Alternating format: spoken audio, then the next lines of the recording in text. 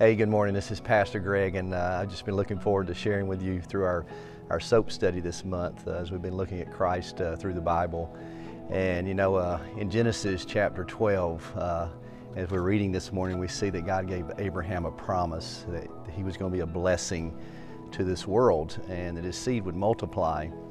And sometimes we don't fully understand what God was talking about. We think that that was just the population growth that they experienced when they went into Egypt after his sons, had developed into the 12 tribes. But when we go into the book of Acts in chapter 3, we see Peter helping us fully understand what they were talking about in Genesis 12.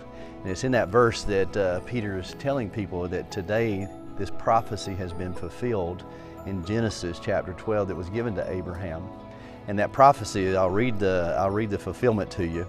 It says, all the families of the earth will be blessed. He said, when God raised up his servant Jesus, he sent him first to you people of Israel to bless you by turning each of you back from your sinful ways. And so the real blessing was Jesus Christ. It was God's prophecy that this person, Jesus, his son, was going to come to be a blessing to all the nations, not just to children of Israel, but even beyond that to the Gentiles and to us who are now Christians. And it just reminds me when I read that sometimes we have to wait on God's promises. We want them instantly, but whether you realize it or not, it was over 2,000 years before this happened in the book of Acts that God gave the promise to Abraham.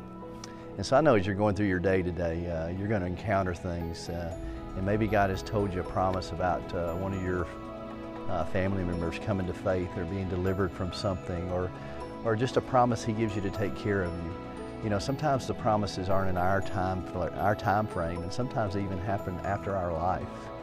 But one thing we can be sure of is that God is so true to fulfill his promises, and that we can build our life on them.